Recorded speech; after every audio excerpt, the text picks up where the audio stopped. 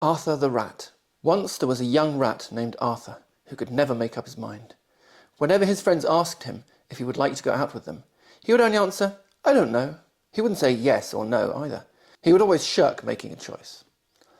His Aunt Helen said to him, "Now look here, no one is going to care for you if you carry on like this. You have no more mind than a blade of grass." One rainy day the rats heard a great noise in the loft. The pine rafters were all rotten, so that the barn was rather unsafe. At last the joists gave way and fell to the ground. The walls shook, and all the rats' hair stood on end with fear and horror. "This won't do," said the captain.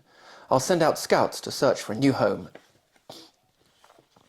Within 5 hours the 10 scouts came back and said, "We found a stone house where there is room and board for us all.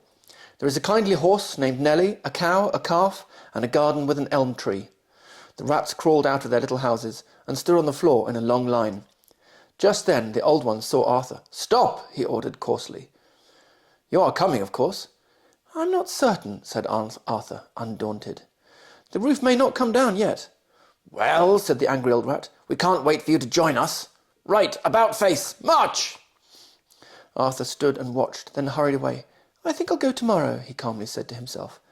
But then again, "I don't know. It's so nice and snug here." That night there was a big crash. In the morning some men, with some boys and girls, rode up and looked at the barn. One of them moved a board, and he saw a young rat, quite dead, half in and half out of his hole. Thus the shirker got his due. Kit. The quick little kitten thinks it bit a pretty big fish. Dress. Many of Jeff's best friends slept in mesh tents in pleasant weather. Trap. The harrowing black cat dashes at any man and lands on the plaid carriage. Lot. The honest swan stops and acknowledges the fox dodging the bothered wasp. Strut. Mother loves butter that comes from the southern countryside. Foot. The butcher should put the pudding in the wooden nook to cook. Bath. Can't half the staff ask to transfer to the enchanted castle in France? Cloth. Lawrence often offers Ross a Florida orange and a horribly strong frothy Boston coffee. Nurse. The early bird preferred the earthy worm. Fleece. These unique machines teach people to speak and reason. Face. The raven waits until late day for the great wave to break. Palm. Father and Ma said to calm the facade in the Nevada Plaza. Thought. The small walrus caught the hawk in the salty water. Goat. The rose slowly grows in Owen's gold grove. Goose. Beautiful music booms and humans move to the groove. Price. The shy writer types at night to fight the silence in my mind. Choice.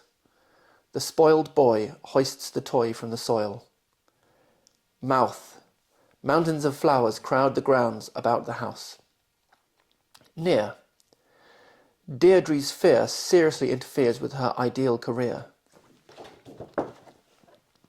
Square. Beware of scarce fairies, rare mares and scary prairie bears. Start. The Sahara party marvels at the far star on the safari. North. Laura's warm aura reforms Thor's horse for the important war. Force. The adorable boar snores hoarsely and notoriously hoards imported pork. Cure. The tourist endures rural tours of Europe and procures gourmet bourbon. Happy. The coffee, salami, spaghetti and macaroni are ready. Letter. Sugar covers the tiger's whiskers. Comma. Bertha's and Cinderella's saga is a drama. Major players. R. Richard, Wilbur and Harry are running around the treacherous river. L. Linda and Ali pull belly muscles laughing laboriously. Ng. The singing mockingbird is swinging on the ring and dings the awning. Th. The thespians gather and breathe 3 authentic breaths together. H. Harry and Hilary happily harvest heaps of herbs behind the beehive. Yod. The cute, dutiful blue cuckoo resumes cooing suitable tunes enthusiastically. W. Will and Drew whistle when the wind blows between the whimsical weeping willows. Ing. Ms. Fanning is walking and hiking in Wyoming. S. Susie lives in her sister's house on East Street with her Siamese cats and Siberian husky dogs.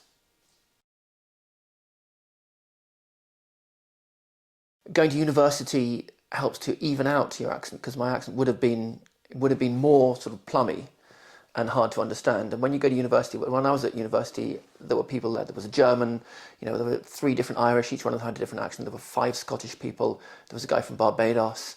There were people from all over England. There was no one else from London. And we all had to learn to moderate our accents so that we could understand each other. What do you think about your accent? I think it's a little bit posh. I don't like it, and when I hear other people with my accent, it makes me feel uncomfortable because it's an accent that speaks of privilege.